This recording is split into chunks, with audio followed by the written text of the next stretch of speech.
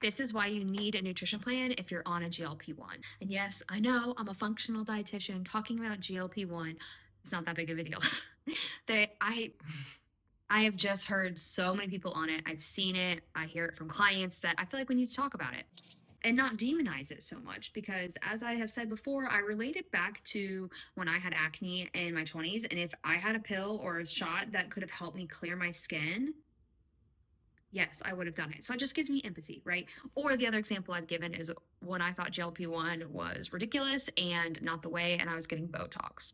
So, it's like, Botox isn't exactly healthy. So we all sometimes have our thing. Okay, now that we're past that, let's talk about why you need a nutrition plan and what I would do if I was on a GLP-1. I really hope my intro said why you need a nutrition plan. The reason that you need a nutrition plan is because if you just take the medication and don't change any habits, you're essentially on a crash diet. And we all know that that only works in the short term. So if you're wanting to get off the medication, you're about to, or you're worried about that rebound weight gain, you want to make sure you have a nutrition plan in place. And the way that I would do this is one, I would start with labs. I always start with labs because I don't want to shoot in the dark. I think labs give us a really clear direction on what to do and what your body needs. At the very least, I would do a fasting insulin. I would do a full thyroid panel, and that includes TSH, T4, T3, reverse T3 if you can, and then antibodies as well. And then I would do a mineral test. I would want to make sure that your main minerals are not depleted, that things are in balance. This also helps us understand your nutrition status, which a lot of people might get depleted when they're on the GLP-1 because they're not eating as much. Again, that's a risk for any weight loss program. So you want this to be in place. You want to know what your baseline is. So as you go through your journey, as you continue on with the medication, you can measure this from time to time. Which reminds me, you should get labs at least every 6 months, but ideally, I would say once a quarter, especially if you are new to this medication. How is your body going to react? How are you going to respond? You want to make sure that you're able to keep up with the nutrition needs and demands as you're figuring out this medication. The reason I would choose insulin is because that is one of the main reasons that people gain weight. Insulin is actually an anabolic hormone, so it stores things. It can store fat. So if you have high levels, you're going to be storing more fat, right? You want to make sure that stays in check. I would check my thyroid because that is like the master of your metabolism. It also impacts energy and digestion. So when your thyroid's working slow, if you're not producing enough hormone, everything else is going to be slow too. So you want to keep an eye on that and making sure that you're getting everything you need to support your thyroid. That's really what's going to help you not have that rebound weight gain if you decide to come off the medication. And then minerals I would want to monitor because they're the powerhouse of our metabolism. They're like the little sparks of our metabolism, as some people say. And most women I work with are really low. So I'm going to guess that those starting to go on that medication are already going to be depleted in these minerals because it's probably one of the reasons they struggle to lose weight in the first place. And then you're at risk for even more nutrient deficiencies because you don't eat as much when you're on this medication. Again, setting you up for rebound weight gain if you don't have a nutrition plan in place. And minerals always have to be involved. Minerals are involved in everything. One day I will have a mineral brand. On the subject of eating, let's talk about protein and eating enough. Let's start with protein, something that I think everybody knows. We all know that we need protein, although now I'm seeing more and more things come out on Instagram that it's like protein's the devil. And we're always going to see that pendulum swing. But we know that our body needs amino acids. Like, that's a fact. So you're going to need protein for your body to function, but then you also need it to help with muscle production. And then again, when you come off the medication, if you decide that, protein really helps curb cravings. Many of my clients have said once they focus on protein and they're getting enough, it quiets the food noise like dramatically. So it's always number one on my list when I'm working with anybody on weight loss. And the key here is not just eating enough protein in the day, right? You may have a goal of 110 grams, for example. Let's do 100 because that's easier math for me. You have a goal of 100 grams. Okay, you can't just have 15 in the morning, 50 in the afternoon, and then eat the rest in the evening. Do you like how I didn't do the math there? I'm strategic. And then save most of it for the evening. That is the typical American diet. That's the typical American way. You just need to spread your protein out because your body can't use all of that at once at night. It can't use that to build muscle, right? It's going to use most of that as energy. To truly get the most out of your workouts, to get the most out of your protein, you have to have even amounts throughout the day. So again, if you have that 100 goal, you'd want to try to get 30 for every meal and then save maybe 10 for a snack. Did I do that math right there? I think I did. I'm not going to dive a ton into type of protein, if I'm honest. I promote animal foods because that's the easiest way to get a ton of protein and get a ton of nutrients. What's like so freaking cool about animal sources is that it has a lot of nutrients that work together well. So for example, we talk a lot about zinc and how great it is. I'm getting a little off subject, but let's just roll with me here. We talk a lot about zinc and how great it is to prevent colds. Cool. So people supplement with it. Problem with that is zinc works really delicately with copper, and it can deplete copper and cause other issues with your immune system and with iron. And I see it all the time, people over supplementing with zinc. Meat has zinc and copper and a bunch of other minerals that work together in a good balance so that you don't get too much or not enough of another. In other words, nature has created food really cool that it helps us balance our nutrients when we eat whole foods versus synthetic things like supplements or obviously processed foods. And we're able to keep a better nutrition profile because we're eating what nature created. I hope that made sense because I think that's so cool. The body can manage and utilize nutrients better from food than it can from synthetic things. That's why we see so many people have problems with all the different supplements they're on, because it's a bunch of synthetic nutrients that are getting all combobbled in the body. Versus if you go whole food more often, you're able to have a better balance. It doesn't mean you have to eat meat, okay? I know that. And there are very healthy people that are vegetarians in my professional work. People have a harder time hitting their protein goals and staying in the energy range that they need to stay in, or the calorie range, when they're vegetarian. Not everybody, just the people I've worked with. And they feel better. They feel better when they start adding meat back into their diet. So now the next thing we're going to talk about is eating enough. This is a big problem on GLP-1 because your appetite is suppressed. You have to remind yourself to eat.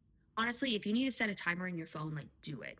Do anything you need to remind yourself to eat 3 times a day, maybe one snack, because you have to not only fuel your body, but you also have to fuel your workouts. And you need to be doing those workouts to be able to keep up your muscle. Last thing about eating enough, it's important because, again, if you don't, then it's a crash diet. And when you go off medication, you will have rebound weight because you're going from eating like 800 calories a day with no appetite to getting your appetite back, and you're probably going to skyrocket up to 2,000 calories. And that is going to lead to weight gain. It's really important to get that steady meal in, to get that protein in, so that when you come off, you have that habit in place. Speaking of strength training or weight training, that is the exercise recommended while you're on GLP-1. And that's the exercise I recommend for any weight loss program. I wouldn't necessarily call myself an exercise expert per se.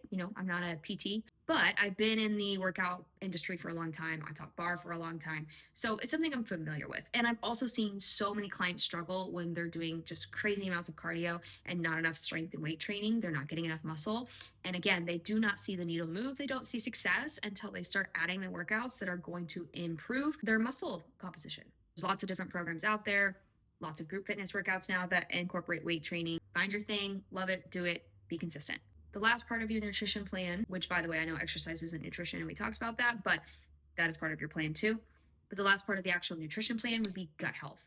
So a common problem with GLP-1 is constipation and like delayed emptying. And what is really a big struggle is when you have gastroparesis from GLP-1, which is delayed emptying, the recommendation is like smaller meals throughout the day. And that actually makes it harder to lose weight, right? So these things do not work well together. You really want to focus on gut health so you don't get to a point where you have to eat like a bird, because you're going to be constantly raising your blood sugar. Again, that'll make it harder to keep the weight off when you come off GLP-1. And then it actually is fairly hard on your digestive system too. What we learned many, many years ago, where it's like what did they say? Eat 6 to 8. Eat 6 to 8 small meals a day for weight loss. Nope. We now know that that is not true. That is constantly raising your blood sugar. That's constantly releasing digestive juices. It's really hard on the system. Nutrition is so individualized. Anything I ever say in a video is never going to be towards every single person in the world.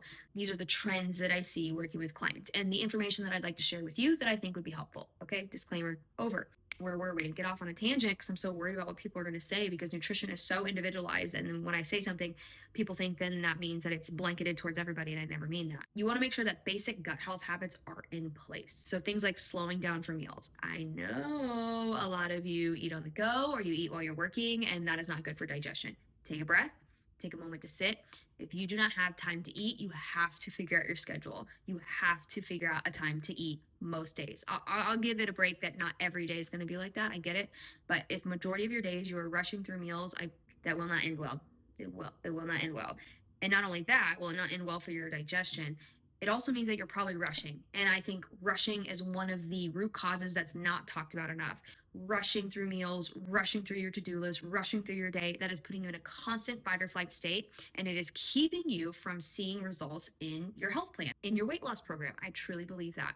So while you didn't come here today to be preached about taking things off your plate, pun not intended, it really is so important in part of digestion, part of weight loss. We're putting too much on our plate. I love this quote that I came up with in the shower one day. We watch what we eat. We watch what we put on our plate. We do not watch what we put on our metaphoric plate on our schedule. Oftentimes, we just stuff as much as we can on there. If there's a teeny tiny little space left in the plate, metaphorically, we shove something in there. We have to monitor our schedule just as much as we monitor our plate of food. And I know that's really hard to grasp, and it's really hard for me to say as a working mom that definitely wants to reach these goals and these dreams. But I have to understand that the time pressure of doing it in this amount of time is going to make it nearly impossible. And if I allow myself to do it in this amount of time, it's much more possible that these dreams are going to come true and they're going to be enjoyable, right? I'm not going to hate my life every day. And I'm not going to have these lingering health symptoms as I get there because I haven't made time to eat, to slow down, to breathe. So, yes, 101 digestion is sitting down for meal, taking a breath, fully chewing your food, taking time to eat, and then moving on to the next thing. The second 101 gut health would be minerals. If you have heard me talk ever, you've heard me talk about minerals. Start your day with a mineral mocktail. I love Cure Hydration right now. I hope when this video finds you that I have a powder out that you would like, maybe. But you can also make your own at home. You can do warm water with a squeeze of lemon and salt. That's a great mineral mocktail. You do a little bit of cherry juice or watermelon juice. Just make sure it's like the actual juice with some salt. Great way to get some minerals. Drink this before coffee, before breakfast. It helps set your stomach up for proper digestion. Again, a lot of women are really low in minerals, so this will help replenish you. And then minerals are needed for energy. You feel so much better. You can have one in the afternoon as well if you feel that like normal afternoon dip. Number 3 for Gut Health 101 is your circadian rhythm. Your digestive system is on a rhythm just as much as your awake and sleep cycles, which is what your circadian rhythm is.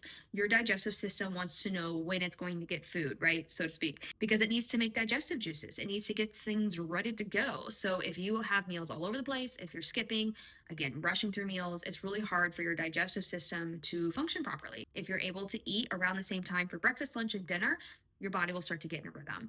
You'll be able to produce more bile. You'll be able to break down your food, less constipation, less bloating, all things that we want and all things that you need. We need that to thrive, right? So in summary, if you're thinking about going on a GLP-1, you're on one or on the journey off, make sure you have a plan in place. That includes monitoring your labs, protein goals, making sure you're eating enough, focusing on strength training, weight training, and then gut health. That would be my top recommendations for anybody that's on that journey.